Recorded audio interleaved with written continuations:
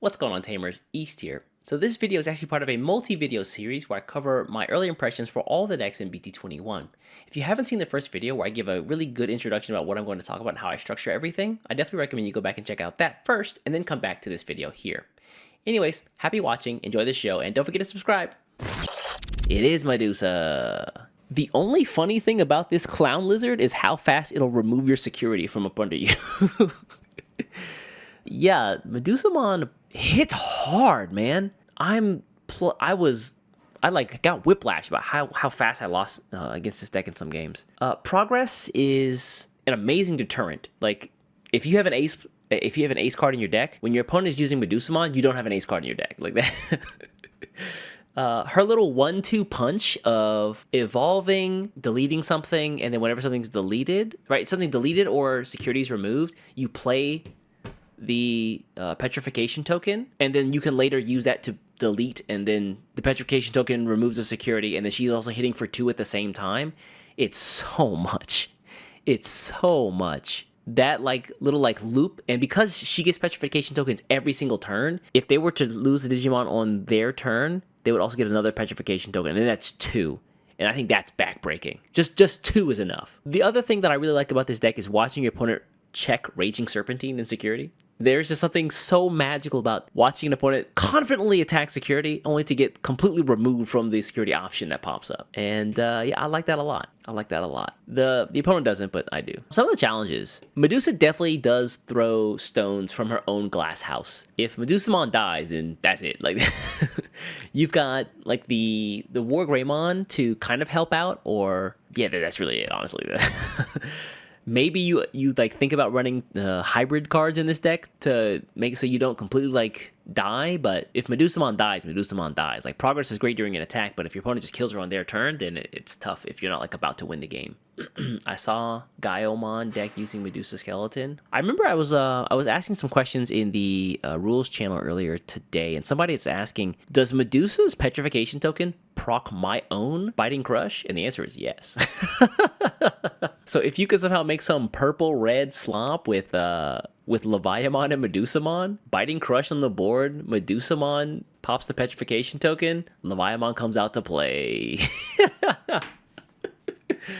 Oh, that is terrifying. Very terrifying. Don't give people ideas. You're so right, though. You're so right. Huang did a video using BT20 Piledramon instead of Lemiamon. Yeah, I felt like Lemiamon was a really weird card. It basically says, hey, you can attack with progress, and it's kind of a bait, right? Like if your opponent doesn't know and they try to stop you with like an ace or block or just like a block regularly, you just get a Medusamon. The flip side of that is the Digi-Egg for this deck will allow you to evolve at cost minus if you check a security, I believe it is. So the idea is to check that first security with your Lemiamon and then evolve into Medusamon if it's not memory, you're not giving away too much memory. But the issue is if that security just kills your Lemiamon, you just die, kid. You just die. And so it feels like a gambit on your part, right? Like you're trying to bait the opponent to block. If they don't block, you could just die and then lose your level 5 stack. Where I think in most cases, you evolve before battle with the egg. Is that true? Let me see. I thought it was after. Let me see. It's like once you check a security. Digimon. It's a little feller. When your opponent's security stack is removed from. Oh, the wording there is interesting, isn't it? Ooh, now it makes more sense. Ah, okay. So you can actually do battle with the Medusamon. You just have to worry about not giving away too much memory. I guess you can offset it by some of the inheritance effects from the deck then. That's interesting. Just do a little bit of house cleaning right here. All right. There we go. And we've amended the presentation.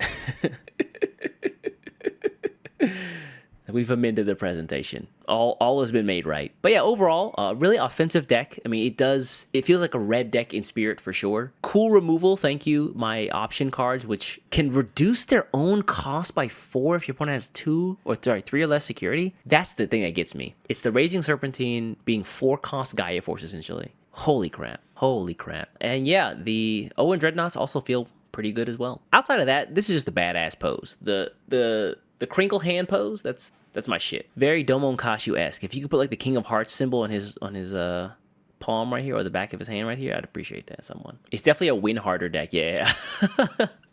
I agree. Any questions? Yeah, Raging Serpentine might be one of the best option cards I think Red has ever gotten. Call it the Inuyasha pose. I can see that. I definitely see that. Inverse Arthur Fist. Grumble works well on the deck. Grumblemon? The red one? Clarify, and I will make the edit right now. What do I need to clarify? The Kingdom Hearts pose from G Gundam? That's easy. The Domon Kashi King of Hearts pose right there. Just on here. Yeah, that's it. Make it happen. Inverse Arthur Fist. Y'all really be in your bag sometimes. Magna Kid works well with this. Terrifying, by the way. Magna Kid says, hey, those are some cool options, bro. Let me get them. Why can tax fraud continue to abuse every generic red? Yeah, I thought about that too. I was like, that's a cool generic red card you got there. It feels like at this point, the Galaxy Toolbox is becoming the Liberator engine. What is the Liberator engine? Inquiring minds need to know. So that's Medusamon. Let's take a look next at, hey, crime. Oh my god. Is this Megidramon? Yes. Megidramon finally here. So this deck does feel like the essence of Glass Cannon. What's fun? Let me show you something. I used to think about the value of a security being pretty high. Like, hey, I should keep this security. And then I read this card and my perceived value of security plummeted. You see this card right here? This War Groundmon says, on delete, trash your opponent's top security card. I've never seen a more something or nothing for something or something for nothing card than War Groundmon right here. That's crazy. The fact that this effect is printed on this uncommon level 5, my value of security just bottomed out immediately. It's so diabolical. I read that, I was like, you're kidding. In a deck like this, you gave them that effect? For real, for real? So yeah, that effect is pretty fun when you're using it. On the flip side, can't say I feel the same. But because of that, the Megidramon OTK just feels very smooth. This deck will just and that's the game. It's like a hop, skip, and a step away from, hop, skip, and a step away from Fender Lugomon, it feels like. Of course, there is counterplay, but if you ain't got no counterplay, that's it. And this deck just has so many easy ways to push damage. It fills its own trash up rather quickly. It has security attack +1 whenever it attacks. After the attack, it dark holes the whole board. And then it gains a bunch of memory off of those dark holes. It plays 1 to 2 Guillemon who have rush because your trash is already set up. Those guys can swing. They have access to, if those Guillemon get removed, they have access to the old BT13 Gallantmon who can just pop himself on the board and attack again. This deck does so much damage so quickly. In a blink of an eye, you'll die. Some of the challenges, if you're playing with this deck, aces, bounces, and Digivolves ruin your whole day. Whether you encounter those, I think against some of the stronger decks in the game, leaves a lot to be said. But if you don't encounter those, no problem. But if you do, Omnimonic Antibody is going to ruin your day. And the other challenge is, I didn't know they were letting the EX5 guy make cards again, because it definitely feels like he built this deck. The guy who built all those EX5 decks that got popped definitely built this Megidramon deck. And we have to deal with that guy once again. Easy to use, very fast, super offensive. Angel Resurgence, there's an idea. There's an idea indeed. Also, it almost feels like a slap in the face for how good this little 2-cost option card is, considering what the theory is behind the card. The fact that it's some kid drawing his first Digimon that he made up definitely feels like how the deck was conceived. So yeah, Megidramon might be one of the contenders for the best decks in the game, or of the new set anyway. In the game, I won't go that far, but of the BT21, I think Megidramon might be one of the best decks from this set. Any questions about crime here? Anybody here want to commit tax fraud with Megidramon? I love the edit of that option being GSMon GX. If only. Well, we know Appmon is better, right? In our heart of hearts, we know that. But Megidramon will also just kill us. Is it more aggro or control? It's aggro AF. It's aggro AF. Oh my god. Does it finish game with Rush Guillemon? It can finish the game with 2 Rush Guillemon. And you would be none the wiser. And if that doesn't work, hey, Gallantmon was also up in the back. So next up, Red Hybrid. I went into a deep dive on this deck, and I had a really long conversation on my Discord about this. The new Red Hybrid cards themselves, they function, this is going to sound weird, they function similar to how Ancient Greymon functions. But Ancient Greymon does a couple of things on his own that the deck that the new cards don't do that they give Ancient Greymon package a bit more interaction than some of the new stuff. I will say the new Takia card does a lot. Being able to evolve at the start of turn for essentially nothing or 1 cost is great. Having the ability to just play Tamers whenever you check security is awesome. You can just like get out a bunch of Tamers. He can basically like, if you go into from this guy into a Ancient Greymon, you're basically getting 2 Tamers out of it. And I feel that's like fantastic to like just roll over for more offense on the following turns. The new cards seem useful, but for the BT8 version of the deck, or BT18, excuse me, version of the deck, Takia playing out Tamers to have inheritance effects for free doesn't lock you only into Takia cards. So you could use something else like the red-blue cards, the Tamihimi, or the Zoe and the red-greens. And honestly, I feel like the newer level 4s and the level 5s and the Takia might be better suited for a BT8 version of the deck, although the Takia card can be used in pretty much anything, but the new cards in totality might be better off for the BT18 cards. And level 4 and level 5 combo is actually pretty smooth. So the idea is that you go into Takia, start of main phase, you evolve into level 4 for like 1 cost. Level 4 stacks something underneath the Tamer on evolve. You can put like another 2,000 or some other effect like piercing or something underneath him. Actually, you don't even need the piercing, just another 2,000 is okay. And then whenever he attacks, he evolves at cost -1 into the Burning Greymon, which is essentially 0 cost.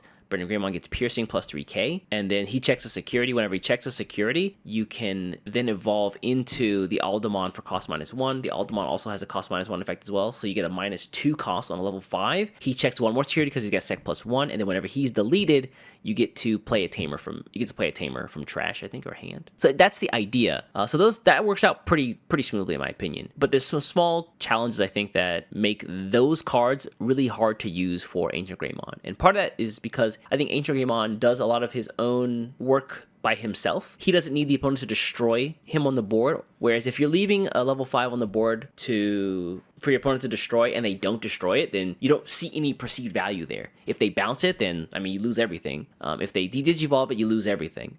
So Ancient Greymon being able to set up his own board by himself without the opponent needing to destroy him is really useful. Also, the new Takia does force you to have everything at the start of the turn.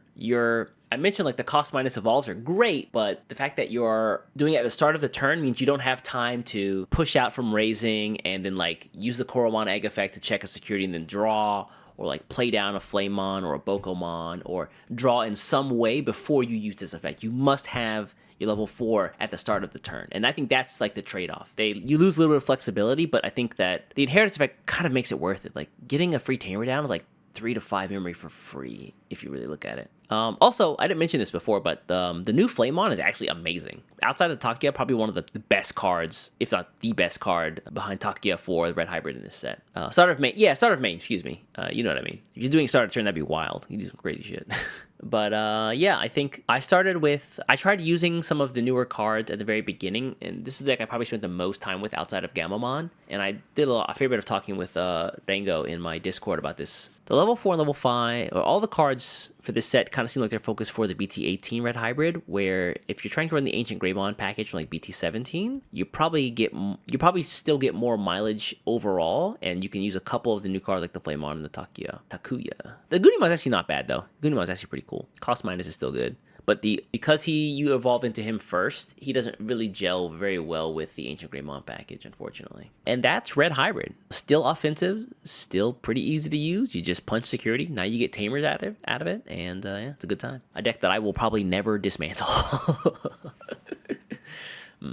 Any questions? In my opinion, Flamemon is bad. I'd rather use him for a swing or a Koromon draw. The question you have to ask yourself is what's more valuable right now? One security right now or a Tamer in the back that I can use for the following turn? And I think it's going to depend on a lot of things, like the board state for sure, what Tamer you have, like what that Tamer does. If it's a memory setting Tamer, I think and you don't have a memory setting Tamer out, and that's a really easy answer, and you can pass over one in some way. But yeah, I think the new Flamemon definitely has some very, very good use. Is it better to play Emperor Grey as a top end, or you still run Ancient Greys? The build that I had, I tried to use a mix of both, but I felt over the course of the week that a split more towards Ancient Grey felt better. Although I like the idea of having some Emperor Greys in there, just because his effect is useful for unsticking your board in the case you run something like, what's his name? Hexablamon? Yeah, I hate that guy. Those with jelly dudes, I hate them. They're the worst. But yeah, like mostly ancients and like maybe like an emperor somewhere in there. just in case, things go sideways. And now with Ancient being able to destroy himself and the Takia playing a Tamer, you can get 2 Tamers out of that, so you can go up the line with 2 more attacks the following turn. So I really like that. Hoo-hoo. Yeah, and BT18 Emperor Greymon stripping Hex is really nice. Because dang, if it wasn't him, like the deck would just be donezo. I guess you could use the really old. No, because Hexablamon is like 18k on your turn, which is the worst. You can't even get over him with the old guy.